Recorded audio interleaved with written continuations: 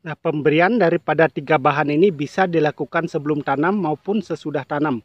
Tetapi kita memberikan pada hari ini sesudah tanam dengan tujuan sambil menyiram seperti ini karena lahannya masih agak kering, kawan. Halo kawan-kawan, kembali lagi dengan saya Ardana PT. Nah, pada hari ini kita berada di kebun tanaman cabai rawit kaliber. Kita sudah melakukan penanaman cabai rawit kaliber. Memang sebelum tanam kita juga sudah melakukan pengocoran dengan fungisida, dengan insektisida, dan fungisida yang kita gunakan bahan aktifnya mancozeb, sedangkan inseknya kita pakai Risotin, kawan-kawan. Itu yang kita lakukan. Setelah kita melakukan pengocoran dengan fungi dan insek ini, kita biarkan kurang lebih 7 hari, kawan-kawan. Nah, setelah itu baru kita lagi melakukan pemberian yang namanya jamur mikorrhiza. Ini sangat bagus sekali. Nah, jamur mikorrhiza ini kita campur dengan kompos yang sangat super sekali sehingga jamur ini bisa pemakaiannya lebih irit, kawan-kawan. Nah, itu yang kita lakukan dan kita berikan pada setiap lubang tanam dengan cara lubang tanam itu kita lubangi dulu, baru kita berikan yang namanya jamur mikorrhiza yang sudah dicampur dengan kompos. Setelah itu baru kita melakukan penanaman cabai rawit kaliber. Nah, setelah kita melakukan penanaman cabai rawit kaliber, khususnya sekarang ini kita akan melakukan pengocoran dengan bahan yang sangat super sekali. Dan bahan ini merupakan wajib kita berikan dalam setiap penanaman cabai. Sebenarnya bahan ini bisa diberikan sebelum tanam maupun sesudah tanam. Itu bagusnya bahan ini. Nah, bahan ini bertujuan untuk menetralkan pH, bertujuan untuk mengembalikan kesuburan tanah, di mana apalagi kalau kita menanam cabai di lahan bekas secara khusus seperti yang kita lakukan ini. Tentu kesuburan tanah atau unsur hara yang berada dalam tanah itu sudah habis diserap oleh tanaman terdahulunya. Oleh karena itu kita akan mengembalikan kesuburan tanah ini dengan bahan super yang seperti saya sampaikan tadi.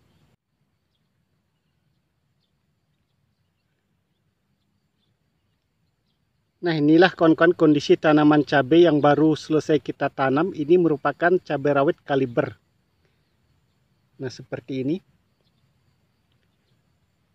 Inilah yang akan kita kocor sekarang, kawan-kawan, yang merupakan bahan wajib untuk mengembalikan kesuburan tanah, untuk menetralkan pH. Nah, seperti ini. Ini dulunya lahan ini adalah bekas tanaman kubis, kawan-kawan. Kita tidak melakukan pindah lubang, tetapi kita tetap menanam cabai di lubang yang sama dulu. Nah, seperti ini. Di sini dulu merupakan tanaman kubis kita tidak melakukan pindah lubang seperti yang saya sampaikan tadi. Hanya kita melakukan pengocoran dengan fungi dan insek saja dan ditambah dengan jamur mikorrhiza yang seperti saya jelaskan tadi. Nah, ini jarak tanamnya kurang lebih 50 ini, kawan-kawan. 50 ke sana aja juga 50. Ke sini juga 50. Sedangkan lebar bedengan ini kurang lebih 90, kawan-kawan, dan tingginya tidak terlalu tinggi, ini kurang lebih 40. Sedangkan lebar selokannya ini kurang lebih 70, kawan-kawan. 70 sampai 80. Itu sudah cukup perkiraan kita. Nah, sekarang ini kita akan meracik bahan-bahan yang sangat bagus sekali untuk mengembalikan kesuburan tanah, apalagi lahan-lahan ini bekas kimia akan dinetralisir oleh bahan-bahan tersebut. Nah, ini tempatnya sudah kita sediakan. Ini tempatnya kurang lebih ukurannya 20 liter air, kawan-kawan. Nah, ini juga kita bagi dua dulu biar lebih mudah dalam pencampurannya. Nah, bahan yang wajib yang harus kita berikan untuk penetral pH adalah ini adalah pupuk organik asam humat. Ini kelarutannya 99,9%, asam humatnya 55 sampai 60%. Nah, sangat bagus sekali. Ini kita selalu dalam penanaman cabai dan sayuran lainnya selalu menggunakan asam humat untuk penetral pH, juga mengembalikan kesuburan tanah. Nah, dosis yang akan kita berikan adalah ini karena takarannya 20 liter, kita selalu menggunakan istilahnya 3 sendok makan seperti ini. Nah, 1,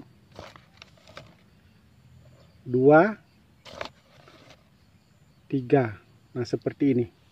Selain daripada asam humat ini, kita juga akan menggunakan bahan lainnya, kawan-kawan, yang sangat bagus sekali juga.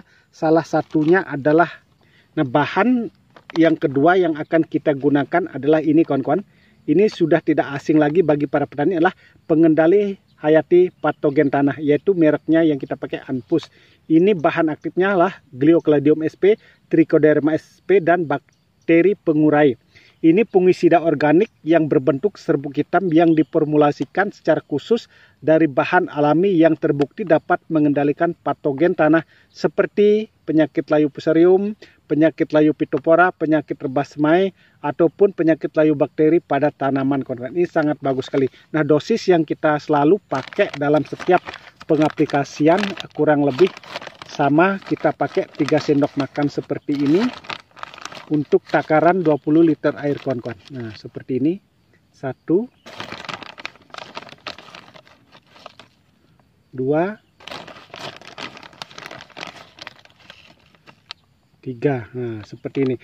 Nah, setelah kita mencampur asam humat, jamur trichoderma yang seperti ini, kita tambah lagi bahan yang satunya yang sangat super juga, kawan-kawan, yang selalu kita gunakan dalam budidaya tanaman cabai secara khusus, yaitu silika karbon. Nah, seperti ini bentuknya. Ini manfaat si karbon adalah meningkatkan efisiensi penyerapan pupuk dan kemampuan tukar kation tanah, sehingga dapat menurunkan dosis penggunaan pupuk kimia. Jadi kalau menggunakan ini, walaupun tidak menggunakan pupuk kimia dalam jumlah yang banyak dalam budidaya atau penanaman cabai, tidak menjadi masalah, tanah akan tetap subur. Dan juga memperbaiki struktur tanah dan menyuburkan tanah. Jadi fungsinya si karbon adalah, silika karbon adalah untuk menyuburkan tanah.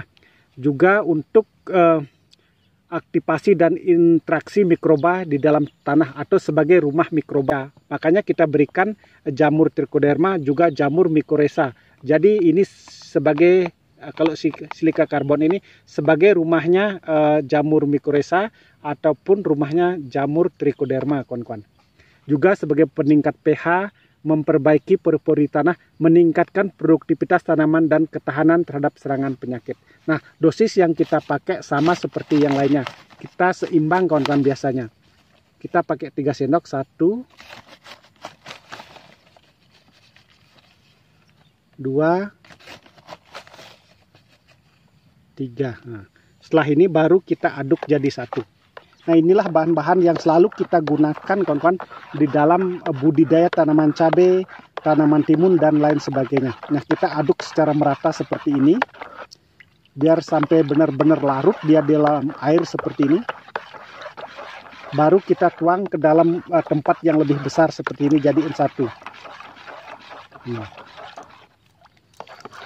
setelah larut, kita akan tuang.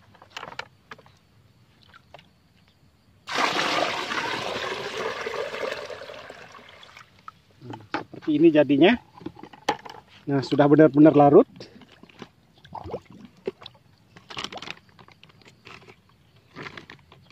Kita aduk lagi, karena biasanya ada penggumpalan khususnya untuk asam humatnya, kawan-kawan. Nah, seperti ini nih, ada gumpalan sedikit ya nih. Nah, seperti ini. Nah, warnanya hitam nih, kayak serbuk kopi dia. Nah, jika sudah benar-benar menyatu dengan air, baru kita akan melakukan pengocoran.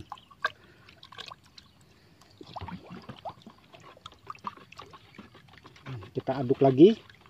Nah, inilah hal yang wajib yang harus kita berikan pada tanaman cabai kalau tanaman cabai yang kita tanam, agar terbebas dari namanya serangan jamur, khususnya layu fusarium ataupun busuk batang, kawan-kawan. Ini sangat bagus sekali, dan kita sudah sering kali melakukan hal-hal seperti ini. Bukan hanya kita, banyak petani sudah membuktikan daripada khasiat pemberian daripada asam humat, silika karbon, maupun jamur trichoderma ataupun jamur mycorrhiza, kawan-kawan. Nah, alat kocor yang kita gunakan masih sangat sederhana seperti ini, dan ini selalu kita gunakan. Ini merupakan gagangnya gagang sapu, dan ini adalah botol atonik, kita potong jadi 2. Ini ukurannya kurang lebih 100 ml, kawan-kawan. Nah, seperti ini. Kita kocor langsung dia pada setiap tanaman seperti ini, kawan-kawan. Nah,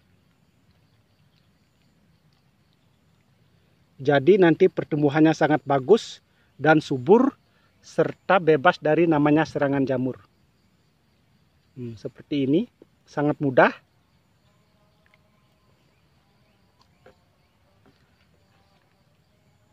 Nah, pemberian daripada 3 bahan ini bisa dilakukan sebelum tanam maupun sesudah tanam. Tetapi kita memberikan pada hari ini sesudah tanam dengan tujuan sambil menyiram seperti ini karena lahannya masih agak kering kawan-kawan. Nah, seperti ini. Memang kalau ada hujan cukup banyak ataupun sudah lembab, kita berikan sebelum tanam itu lebih bagus lagi kawan-kawan. Nah, seperti ini sangat mudah. Jadi setiap pohon atau per pohon kita kurang lebih 100 ml seperti ini. Nah, terima kasih kawan-kawan yang sudah ikut menyimak video ini. Semoga ini dapat bermanfaat untuk kita semua dan semoga kedepannya kita menjadi sukses sama-sama.